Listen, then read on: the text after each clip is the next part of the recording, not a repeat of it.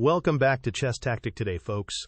We have an absolute clash of titans for you as the ever-solid Wesley So takes on the phenomenal young prodigy Gukesh at the Sinquefield Cup 2025.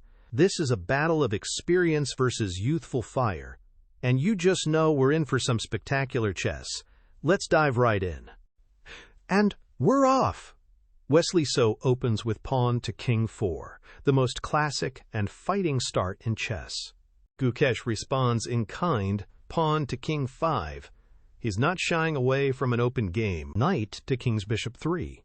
Wesley develops a piece and puts immediate pressure on that central e5 pawn. Knight to queen's bishop 3 from Gukesh, the most natural reply, developing and defending the pawn. Bishop to knight 5. And there it is. The Ruy Lopez, the Spanish game. Wesley is signaling a deep strategic battle. Knight to king's bishop 3. Gukesh chooses the Berlin defense, famously known as the Berlin Wall, for its incredible solidity. He's ready to neutralize white's early pressure. Wesley castles kingside, getting his king to safety and preparing to bring his rook into the game. Very standard procedure. Knight takes pawn on e4. This is the main idea of the Berlin.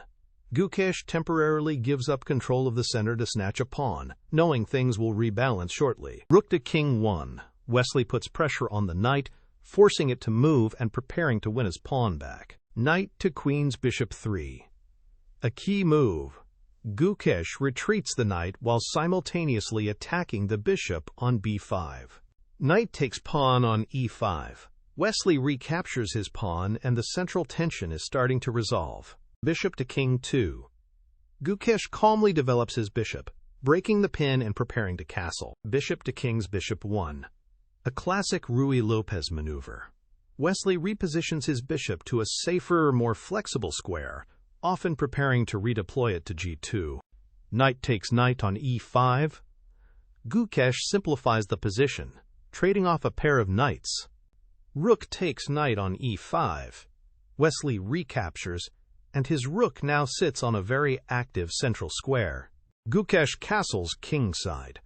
Both kings are now safe, and the middle game is officially underway. Knight to queen's bishop 3. A logical developing move, controlling the center and eyeing the key d5 square. Bishop to king's bishop 3.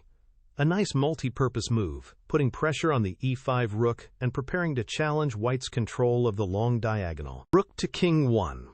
Wesley calmly sidesteps the threat, keeping his rook active on the open file. Knight to king's bishop 5. Gukesh repositions his knight, looking for active squares like g3 or h4 to cause some trouble. Knight to queen 5. And Wesley immediately plants his knight on this fantastic outpost. This is a classic octopus knight. It controls so many key squares and is a real headache for black. Bishop to king's rook 4. A provocative move from Gukesh. He's daring Wesley to play g3, which would weaken the white king's pawn cover. Pawn to king's knight 3. Wesley accepts the challenge. He kicks the bishop but creates some airy squares around his king. A calculated risk. Pawn to queen's bishop 3. Gukesh prepares to challenge white's powerful knight on d5. Bishop to king's rook 3. What a move from Wesley So. Instead of simply moving his knight, he finds this brilliant intermediate move. He attacks the weak e6 square and puts immense pressure on black's entire setup. A truly creative and powerful idea. Knight to queen 4.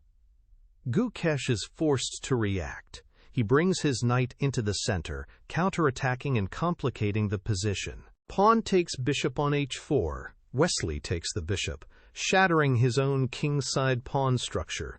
The game is now wildly unbalanced. Pawn takes knight on d5. Gukesh eliminates the monster knight, opening the c-file for his rook. Pawn to queen's bishop 3. Wesley challenges black's central knight, trying to restore order. Queen takes pawn on h4. A bold and greedy capture from Gukesh. He wins a pawn and brings his queen to an aggressive post, but it also exposes her to potential attacks. This is a critical moment. Is this bravery or a miscalculation? Bishop to king's knight 2. Excellent play. Wesley develops his bishop to its ideal square, defending his king and eyeing the entire long diagonal. Knight to king's bishop 5. Gukesh retreats his knight to a more stable square, keeping an eye on the king side. Pawn to queen 4. Wesley establishes a strong pawn center, clamping down on black's position. Pawn to queen 3. Gukesh solidifies his own center, challenging white's control. Bishop takes pawn on d5. Wesley captures, opening up his rook's view and putting pressure on black's position. Bishop to king 3. Gukesh offers a trade of bishops, trying to ease the pressure and free his pieces. Bishop takes pawn on b7. Wesley says no to the trade and grabs a critical pawn instead. This creates a dangerous passed b-pawn for him down the line, but it also opens the b-file for Gukesh's rook. This is a high-stakes decision that defines the rest of the game. Rook from a8 to king 1. Gukesh brings his other rook to the key e-file, preparing to generate counterplay. Bishop to queen's bishop 6. Wesley's bishop is a real menace, dancing around black's position and creating threats. Rook to king 2. A clever rook lift. Gukesh prepares to double his rooks or swing this one over to the queen side for defense. Bishop to queen 2. Wesley improves his own bishop, connecting his rooks and preparing to challenge black's control of the dark squares. Pawn to queen 4, a powerful pawn break from Gukesh. He strikes at the heart of white's position, trying to blow the center wide open for his pieces. This changes the entire dynamic of the game. Queen to king's bishop 3. Wesley develops his queen, adding another defender to the e4 pawn and preparing to join the attack. Queen to king's bishop 3. Gukesh repositions his queen to a safer, more flexible square. King to rook 1. A useful prophylactic move. Wesley moves his king off the g-file, avoiding any potential back-rank tricks or checks. Queen to king's knight 3. The queen returns to an active post, eyeing white's weakened kingside. Rook to king 5. Wesley seizes the opportunity to plant his rook on a commanding central square, putting pressure all over the board. Bishop to queen's bishop 1. Gukesh retreats his bishop, preparing to challenge white's powerful rook on e5. Bishop takes pawn on d5. Wesley cashes in, winning another pawn and simplifying the position in his favor. Rook takes rook on e5. A necessary trade for Gukesh, removing one of white's most active pieces. Pawn takes rook on e5. Wesley recaptures, and now he has a monster passed pawn on the e-file. This is a huge asset. Rook to queen 1. Gukesh immediately blockades the passed pawn with his rook. Rook to king's knight 1. Excellent technique from So.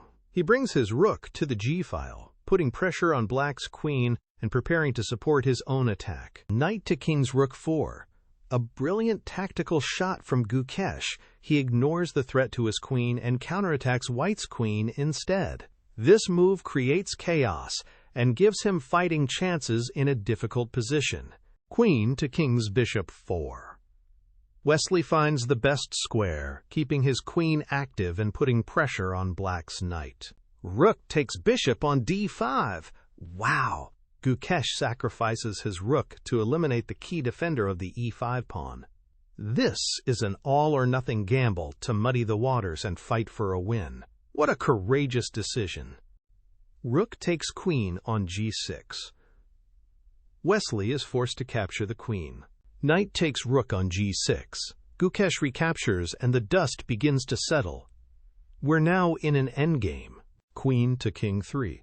White's queen takes up a dominant central post. Wesley has the advantage with his extra pawns and active queen, but Gukesh's pieces are tricky. Pawn to king's rook 4. Gukesh immediately starts pushing his h-pawn, creating a passed pawn of his own to serve as a distraction. Pawn to queen's bishop 4. Wesley advances his own pawn majority on the queen side. It's a race of passed pawns now. Rook to queen 1. Gukesh brings his rook back to block the dangerous e-pawn. Pawn to king's bishop 3. A crucial move to solidify the king's position and control the g4 square. Pawn to king's rook 5. The pawn continues its march down the board. King to knight 1. Wesley brings his king closer to the action, preparing to help escort his own pawns. Bishop to king 3. Gukesh's bishop finds an active square, restricting the white queen. Pawn to queen's knight 3. Wesley builds a fortress for his king and supports his advancing pawns. Pawn to king's rook 6. That pawn is becoming a real threat. It's only 2 squares away from promoting. King to king's bishop 2. The king continues its journey towards the center. Wesley knows the king is a powerful piece in the endgame.